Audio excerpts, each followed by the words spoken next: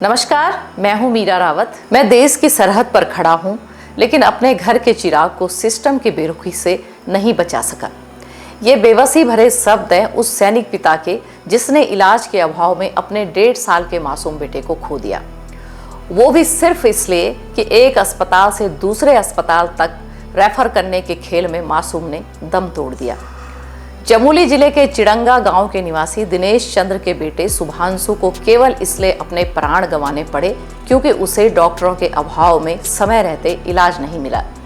जम्मू कश्मीर में तैनात सैनिक दिनेश चंद्र के लिए 10 जुलाई की रात मनहूस बनकर आई।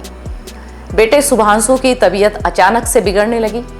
उनकी मां और पत्नी बच्चे को लेकर नजदीकी अस्पताल ग्वालदम पहुंचे, लेकिन वहां डॉक्टर न होने के कारण पहले बैजनाथ और फिर बागेश्वर रेफर कर दिया गया, यानी कि गढ़वाल मंडल से कुमाऊं मंडल। यहां भी बच्चे को इलाज नहीं मिला और उसे अल्मोड़ा अस्पताल के लिए रेफर कर दिया गया। यह सिलसिला यही नहीं थमा।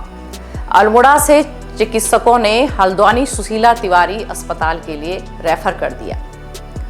हल्द्वानी पहुंचते पहुंचते रात हो गई थी, जहां चिकित्सकों ने शुभांशु को मृत घोषित कर दिया।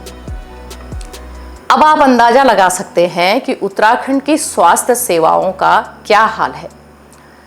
ग्वालदम से बैजनाथ, बैजनाथ से बागेश्वर, बागेश्वर से अल्मोड़ा और अल्मोड़ा से हल्द्वानी, यानी कि लगभग 190 किलोमीटर का सफर तय किया। दर्द से तड़पते मासूम बच्चे पर क्या बीती होगी, कितना दर्द सहा होगा उसने, क्या बीती होगी परिजनों पर जब वे दर्द से कराहते मासूम को सीने से लगाए भटक रहे होंगे। पिता सरहद पर तैनात और परिजन मासूम को लेकर डॉक्टर विहीन अस्पतालों के धक्के खाते हुए भगवान भरोसे। ये मामला शायद किसी को पता भी नहीं चलता अगर बच्चे के पिता सोशल मीडिया पर भावुक अपील ना करते। और बच्चा जो बीमार हुआ था, बीमार होने के जो ग्वालदम से उसको बैजनाथ के लिए ट्रांसफ़र किया गया, बैजनाथ से ट्रांसफ़र किया गया उसको थोड़ी बहुत ट्रीटमेंट के बाद उसको बागेश्वर डिस्ट्रिक्ट हॉस्पिटल के लिए ट्रांसफ़र किया गया।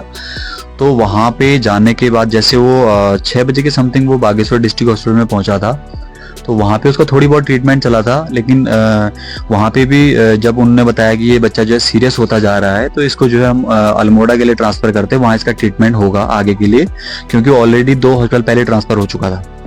तो वहाँ पे जो है जब 7 बजे के समथिंग 7 नहीं बजे थे, उस वक्त जो है वहाँ पे आगे बच्चे को आगे के लिए रेफ़र किया गया। रेफ़र करने के बाद जो एम्बुलेंस के लिए वहाँ पे कॉल किया गया 7 बजे के समथिंग। तो एम्बुलेंस के जो वहाँ पे ड्राइवर जो भी हैं, वहाँ पे कर्मचारी, उन्होंने बताया कि अभी हम लोग 10 मिनट में आ रहे हैं, 15 मिनट में आ रहे हैं। तो ऐसे करते करते कम से कम 8 बज गए। वहाँ पे 1 घंटे का टाइम बीत गया था। तो 1 घंटे के टाइम में जब, क्योंकि मेरी तो घर वालों से बात हो रही थी कंटिन्यू, तो जब मैं उनसे पूछता हूँ कि इतना डिले क्यों हो गया, तो 1 घंटे का टाइम काफी हो गया और वो बच्चा तो सीरियस कंडीशन में, उसको तो मैं हॉस्पिटल में होना चाहिए, उसको ट्रीटमेंट की जरूरत है। तो मेरी वाइफ बोलती है कि उसको कॉल 108 सर्विस को कॉल किया हुआ है और वो बता रहे हैं कि हम अभी आ रहे हैं, आधे घंटे में आ रहे हैं, 10 मिनट में आ रहे हैं, 15 मिनट में आ रहे हैं। तो उनका यही रिप्लाई है। तो मुझे लगा शायद एक बार मुझे वहाँ पे जो डॉक्टर स्टाफ है उनसे बात करनी चाहिए। तो मैंने अपनी वाइफ को ये बोला कि आप एक बार जो डॉक्टर से बात कराइए। तो वो डॉक्टर थे वहाँ पे कोई इमरजेंसी में, डॉक्टर भूपेंद्र खटियाल कुछ नाम है उनका, ऐसी डॉक्टर भूपेंद्र खटियाल है। तो उनसे इनने मेरी बात कराई थी। तो मैंने उनको सबसे पहले तो जैसे एक डिसिप्लिन, क्योंकि हमें तो फौज में सबसे पहले डिसिप्लिन ही सिखाया जाता है, तो मैंने उनसे रिक्वेस्ट की। मैंने कहा नमस्ते सर, मैं ऐसे ऐसे यहाँ पे ड्यूटी हूँ, मेरा बच्चा वहाँ पे सीरियस कंडीशन में आया हुआ है, तो उसको सर पिछले 1 घंटे से एम्बुलेंस मिली नहीं है और वो बच्चा सीरियस कंडीशन में, हो सकता है वो आगे सर्वाइव ना कर पाए, है ना। तो जैसे जो भी हो सकता है आप जो है एम्बुलेंस के लिए व्यवस्था कीजिए। तो डॉक्टर का कहना था कि एम्बुलेंस में जो है मेरा काम नहीं है एम्बुलेंस का। और फिर मैंने उनको बोला सर ओके, आपका काम नहीं है, लेकिन सर वहाँ पे एम्बुलेंस आई नहीं है, या तो फिर आप मुझे बता दीजिए कि मैं अपने बच्चे को सिविल एम्बुलेंस करके ले जाऊँ या फिर अपनी गाड़ी से जैसे भी अपने पैसे से एम्बुलेंस करके अपने बच्चे को आगे लेके जाऊँ। तो डॉक्टर ने मुझसे कहा कि नहीं आप वहाँ पे जो है आपके इस केस को लेंगे नहीं, वहाँ पे कोई जो 108 सर्विस आएगी जो है वही लेके जाएगी। तो फिर मैं जब उनसे ऐसी रिक्वेस्ट करता हूँ तो उनका एकदम से ये बात करने के बाद ये रिप्लाई रहता है कि तू यहाँ आ जा। सेम इसी लैंग्वेज में बात करते हैं कि तू यहाँ आ जा। तो मुझे उनकी ये लैंग्वेज थोड़ी अच्छी नहीं लगी। मैंने उनसे ये बोला कि सर पहले तो आप जो है ये तू वाली लैंग्वेज में बात मत करो, क्योंकि मैं एक आर्मी पर्सन हूँ और जो है आपका तरीका मुझे अच्छा नहीं लगा, ठीक है। और रही मेरी बात वहां पहुंचने की, तो शायद आपके बोलने से पहले मैं अपने बच्चे के पास होता, अगर मैं वहां प्रेजेंट होता, क्योंकि मैं अभी JNK में हूं तो वहां पे मैं आ नहीं सकता। इसीलिए मुझे जो आपसे रिक्वेस्ट करनी पड़ रही है कि सर आप मेरे बच्चे के लिए आप कुछ कीजिए, क्योंकि वो सीरियस कंडीशन में वो बच्चा सर्वाइव नहीं कर पाएगा। बस इतनी सी बातें होती हैं हमारी वहाँ पे, वो हमारा कॉल कट जाता है। उसके बाद फिर नेक्स्ट क्या नाम बोलते हैं, 8:30 के समथिंग होता है, 8:30 9 बज जाते हैं, 9 ऐसे करते करते 9 बज जाते हैं। 9 बजे फिर भैया जो है वहाँ से वो DM साहब, वहाँ पे जो DM सर हैं वहाँ के आशीष कुमार, उनसे बात होती है। उनसे बात होने के बाद एम्बुलेंस के लिए बात होती है, तो उनसे 9 बजे के समथिंग बात होती है। 9:30 बजे के समथिंग वहाँ पे एम्बुलेंस आ जाती है। 9:30 बजे के समथिंग एम्बुलेंस आ जाती है। लेकिन उससे पहले उस हॉस्पिटल के स्टाफ के जो कोई नर्स हैं, वो मेरी वाइफ से आके बोलते हैं कि एक सिविल एम्बुलेंस है, आप इसमें लेके जा सकते हो, ये 4,500-5,000 हज़ार रुपये लेके ये ले जा सकता है। तो हमने उनके लिए, इन लोगों ने मना कर दिया कि नहीं हम नहीं लेके जाएंगे करके।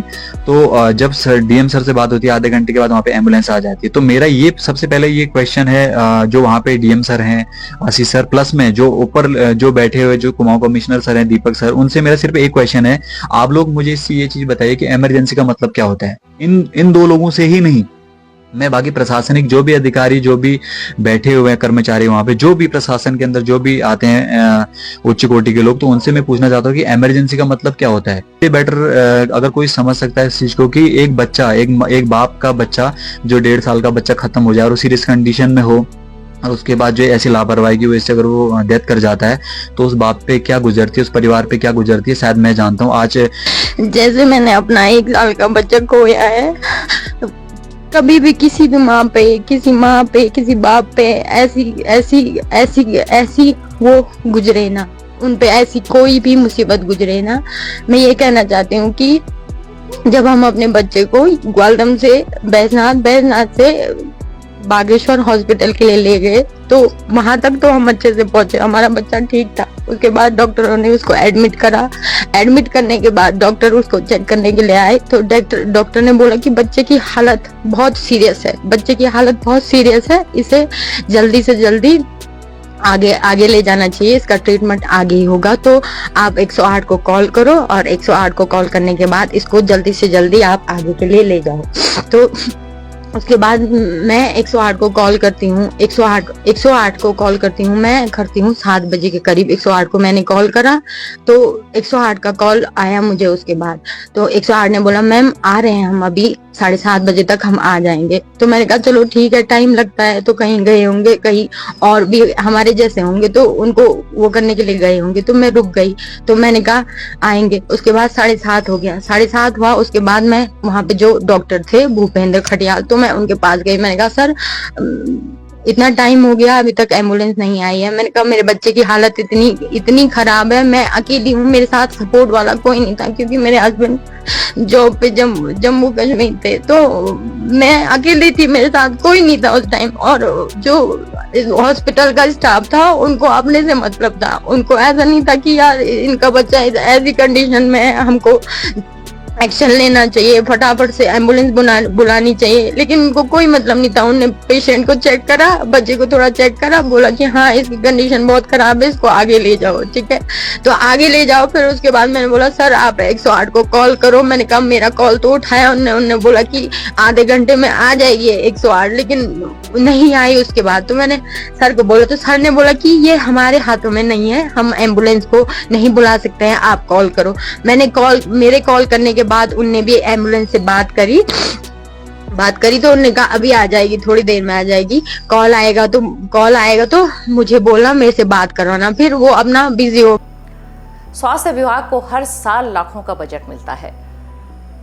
अगर डॉक्टरों की तैनाती, बुनियादी ढांचा और चिकित्सा सुविधाएं उपलब्ध नहीं हो पा रही हैं, तो फिर कहाँ खर्च हो रहा है ये बजट। हर बार की तरह इस बार भी जांच का आश्वासन दिया जा रहा है। देहरादून में बैठे स्वास्थ्य विभाग के चाटुकारों से एक ही सवाल है, क्या तुम्हारी जांच मासूम शुभांशु को वापस ला सकती है? पहाड़ के लोगों से ऐसी बेरुखी क्यों? जवाब तो देना पड़ेगा। क्या पहाड़ के लोगों को स्वास्थ्य सुविधाओं की दरकार नहीं है? इस वीडियो में इतना ही, और अगर अभी तक आपने हमारे चैनल को सब्सक्राइब नहीं किया तो जल्दी से कर दीजिए। नमस्कार।